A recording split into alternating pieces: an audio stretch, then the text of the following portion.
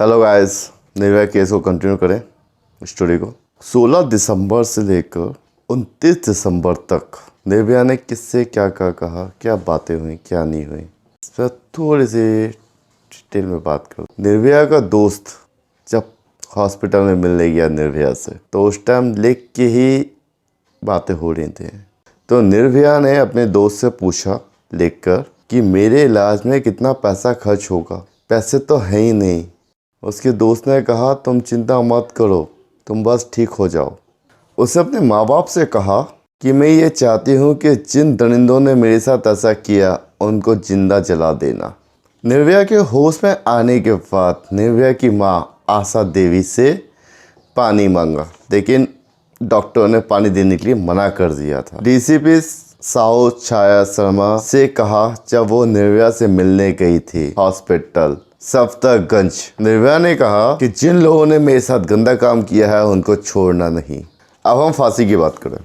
Fast track court ने इन चारों दरिंदों को 13 सितंबर 2013 को फांसी दे दी की सजा दी थी। हम फांसी की बात करें, इन लोगों की फांसी 3 बार टली थी, चौथी बार में फांसी हुई। पहली बार फांसी दी थी फास्ट कोर्ट ने। इनको पहली फांसी 13 दिसंबर 2013 को फास्ट हाई कोर्ट ने दी थी। एक अपराधी जो राम सिंह था वो तो आत्महत्या करके उसकी डेथ ही हो गई थी। 4 लोगों को फांसी सुनाई गई थी। वो 4 नाम शायद आपको भी याद होंगे। मुकेश, पवन, जुफराइल जो कि बच्चा गृह में 3 साल के लिए गया था, वो तो बच गया था, सुधार गृह में गया हुआ था। अक्षय ठाकुर और पवन गुप्ता, इन चारों को मौत की सज़ा सुनाई गई थी, जो कि 2 बार तो मैंने आपको बता दिया है। पहली तारीख 13 दिसंबर 2013, दूसरी तारीख जो कि हाई कोर्ट 13 मार्च 2014 को निचली अदालत द्वारा चारों की फांसी पर मोहर लगा दी गई थी। सुप्रीम कोर्ट ने भी 4 मई 2017 को इनकी सजा बरकरार रखी थी। 6वां आरोपी जो छोटा था, 18 साल से कम था, जिसको नाबालिग लिया गया, उसी ने ही सबसे ज़्यादा दरिंदगी की थी। निर्भया के शरीर के अंदर रॉड डाली थी और उसको घुमा दिया था। ये बात मुकेश ने भी कहा था कि जुफराइल ने कपड़े उतारने के लिए जब अंदर हाथ डाला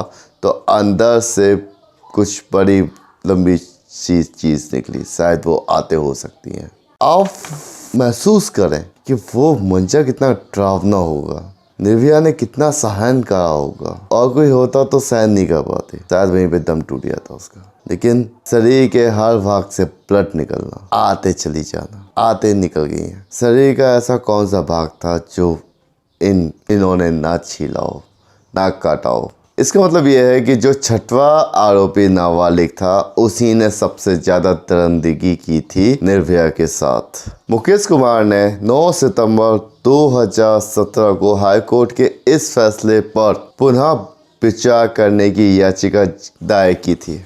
विनय ने भी कोशिश की थी, राष्ट्रपति को पत्र भेजा और उसमें याचिका की। विनय ने भी राष्ट्रपति को पत्र भेजा कि याचिका पर उसके साइन नहीं है, इस पर विचार न किया जाए। उसकी इस याचिका को भी खारिज कर दिया गया और इनकी सजा बरकरार रखी, यानी कि सुबह 5:30 बजे 20 मार्च को इन चारों की डेथ फांसी फिक्स कर दी गई।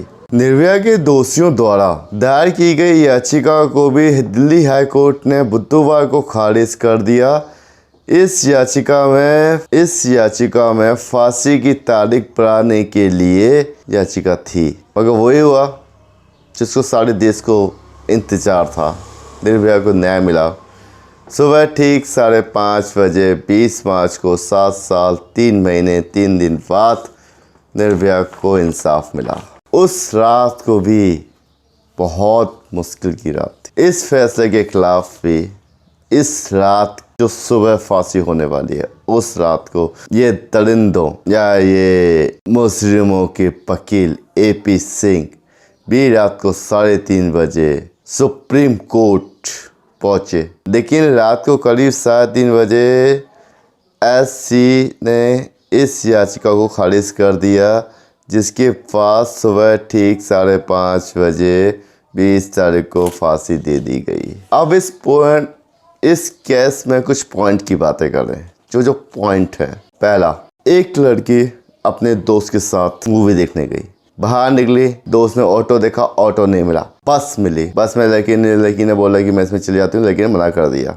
लड़की ने जब मना किया तो गाड़ी में से एक लड़का निकला और लड़का 3-4 बार बोला, दीदी आ जाओ, दीदी आ जाओ, इस तरह की बातें की।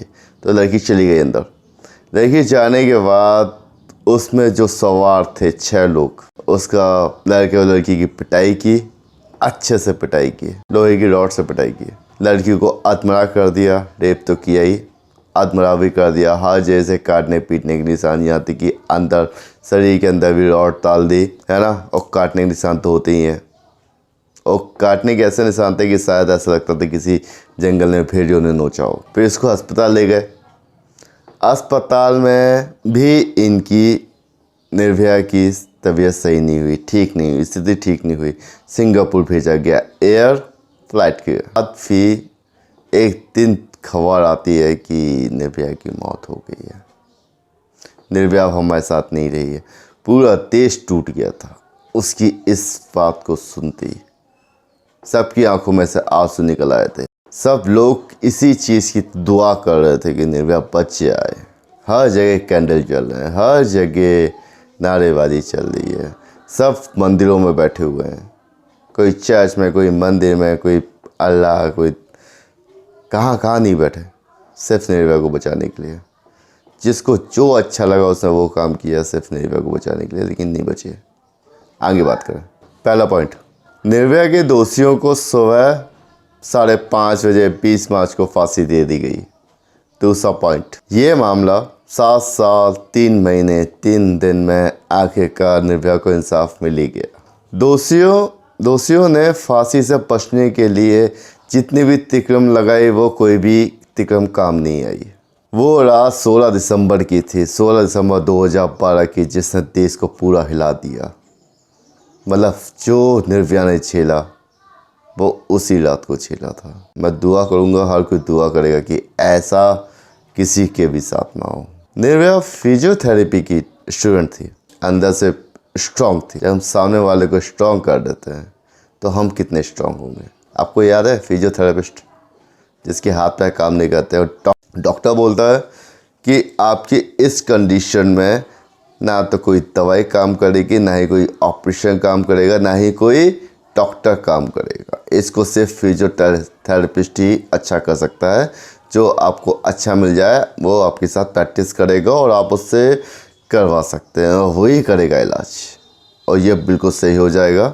निर्भया की माँ जब आखिरी बार हॉस्पिटल मिलने गई तो निर्भया ने माँ का हाथ पकड़ा और कहा, माँ मैंने आपको बहुत परेशान कर दिया है, आई एम सॉरी मॉम। मुझे याद है जब निर्भया जा रही थी वो अपना हाथ हिला के बाय बाय करते हुए मुझसे कह रही थी मैं 2-3 घंटे में आ जाऊंगी। मुझे क्या पता था कि 2-3 घंटे इतने लंबे हो जाएंगे। जिस रात उसे सिंगापुर जाना था, जिस दिन उसे सिंगापुर जाना था, उससे पहले की एक रात को अपने भाई का हाथ पकड़ के बोला कि भैया आप मुझे घर ले चलो, यहाँ पे कितने दिन हो गए, मुझे अच्छा नहीं लग रहा है, अब मुझे घर ले चलो। वो जितने दिन भी हॉस्पिटल में रही कभी सो नहीं पाती थी, सोती नहीं थी।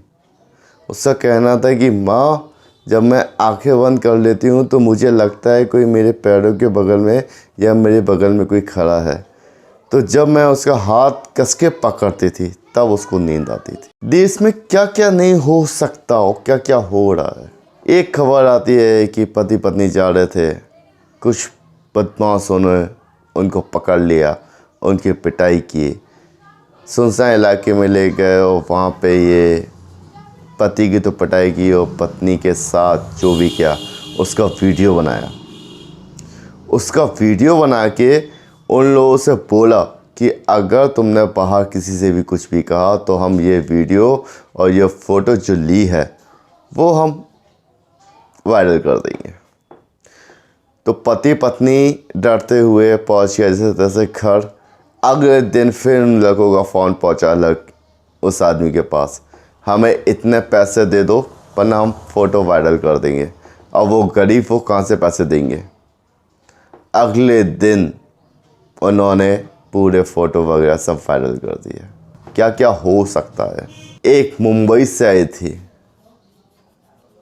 लड़की, 4 लड़कों ने उसे बुलाया, 15,000 में डील सेट हुई और 15,000 में ये डील थी कि आपको किसी अच्छे बंदे के साथ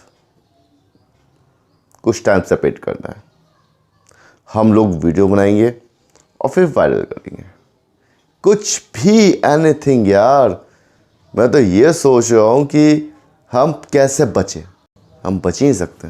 अब इन 5 दोषियों की बात करें, 6 की, राम सिंह, पवन, अक्षय, मुकेश और वो नाबालिग। वो कहते हैं ना, नादान की दोस्ती जीप का जंजाल, फ्लाइट।